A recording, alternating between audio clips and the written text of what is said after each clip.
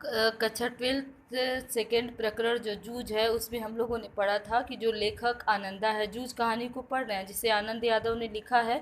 उसमें हम लोगों ने पढ़ा है कि आनंदा का मन पढ़ने के लिए बहुत मचलता रहता है। इसके लिए वो अपनी माँ से मिल के दत्ता जीराव के पास जाता है और अपने पिता से कहलवाना चाहता है कि वो उसको पढ़ने की इजाज़त दिला दे दें। तो दत्ता जीराव ने उसको बुलाया था और बोला भी था कि स्कूल पढ़ने जाते हो, किस कक्षा में पढ़ते हो, नहीं जाते हो क्या, इस तरह का क्वेश्चन किया। तो वो बोला था कि पढ़ने जाते हो। लेखक ने बोला कि नहीं। तो उन्होंने बोला था कि कल से स्कूल जाओ, यदि तुम्हारे पिता भेजते हैं तो ठीक है जाओ, नहीं भेजते हैं तो तुम मेरे पास आओ, मेरे घर पे काम करो और मैं तुम्हें पढ़ाऊँगा। यहाँ तक हम लोग पढ़े थे। इसके बाद उसका पिता बोलता है लेखक का, मैंने मना कब किया है जी, इसको ज़रा गलत सलत आदत पड़ गई थी इसलिए पाठशाला से निकाल कर ज़रा नज़रों के सामने रख लिया है। उसके पिता बहाना बना रहे हैं कि क्यों उन्होंने बच्चे को पढ़ने के लिए नहीं भेजा। कैसी आदतें, चाहे जैसी, जुआ खेलता, यहाँ वहाँ कुछ भी करता है, कभी कंडे बेचता, कभी चारा बेचता, सिनेमा देखता, कभी खेलने जाता।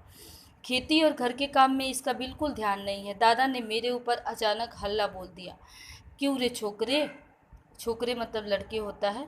नहीं जी, कभी एक बार मेले में पटा पर पैसे लगा दिए थे। पटा मतलब जो वो लॉटरी लगाते हैं लोग, उसको। दादा तो कभी भी सिनेमा के लिए पैसे नहीं देते हैं, इसलिए खेत पर गोबर बीन बीन कर माँ से कंडे थपवा लिए थे और उन्हें बेचकर ही कपड़े भी बनवाए थे। उसी समय एक बार सिनेमा भी गया था। मैंने भी झूठ सच मिलाकर ठोक दिया। अब यह सब बंद कर और सिर्फ पढ़ाई में मन लगा। नापास नहीं हुआ है कभी? नहीं जी, पाठशाला जाना ही बंद करा दिया, इसलिए परीक्षा में नहीं बैठा हूँ। अच्छा अच्छा, अब तू जा और सवेरे से पाठशाला जाने लग। ये दत्ता जी राव लेखक से बोलते हैं।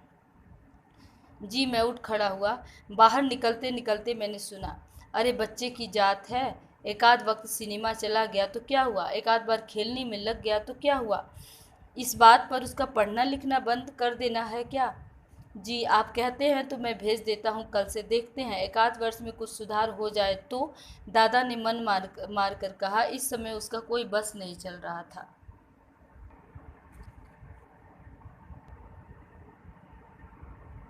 आगे। खाना खाते खाते दादा ने मुझसे वचन ले लिया। पाठशाला 11 बजे होती है। दिन निकलते ही खेत पर हाजिर हो जाना चाहिए। 11 बजे तक पानी लगाना चाहिए। खेत पर से सीधे पाठशाला पहुंचना। सवेरे आते समय ही पढ़ने का बस्ता से ले आना। छुट्टी होते ही घर में बस्ता रखकर सीधे खेत पर आकर घंटा भर ढोर चराना। और ढोर मतलब होता है पालतू पशु।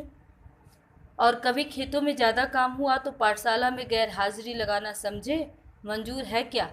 पिता ने घर लाया। उसका मन तो नहीं था बेटे को पढ़ाने का, लेकिन बोला कि तुम स्कूल तो जाओगे, पढ़ोगे, लेकिन जितना काम घर का करते थे वो सब काम करोगे।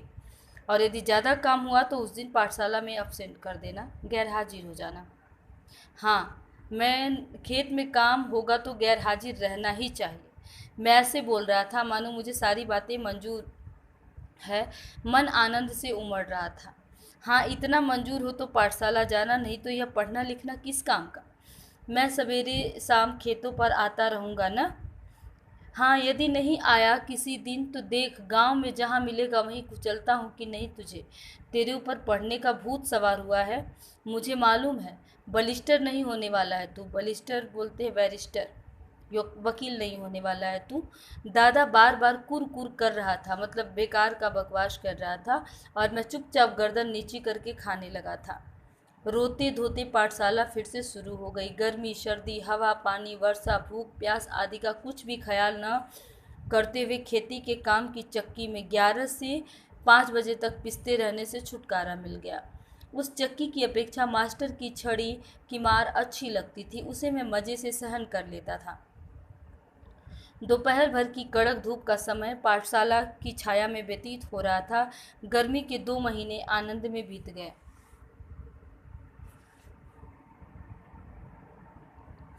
फिर से 5वीं में जाकर बैठने लगा। फिर से नाम लिखवाने की ज़रूरत नहीं पड़ी। 5वीं नापास की टिप्पणी नाम के आगे लिखी हुई थी। यह 5वीं के ही हाजिरी रजिस्टर में लिखा रह गया था। पहले दिन कक्षा में गया तो गली के 2 लड़कों को छोड़कर कोई भी पहचान का नहीं था। मेरे साथ के सभी लड़के आगे चले गए थे, मेरी अपेक्षा कम उम्र के, और मैं जिन्हें कम अकल का समझता था उन्हीं के साथ अब बैठना पड़ेगा। यह बात कक्षा में पहुंचने पर समझ में आई। मन खट्टा हो गया। बाहरी अपरिचित जैसा एक बेंच के एक सिरे पर कोने में जा बैठा। मास्टर कौन है इसका पता नहीं था।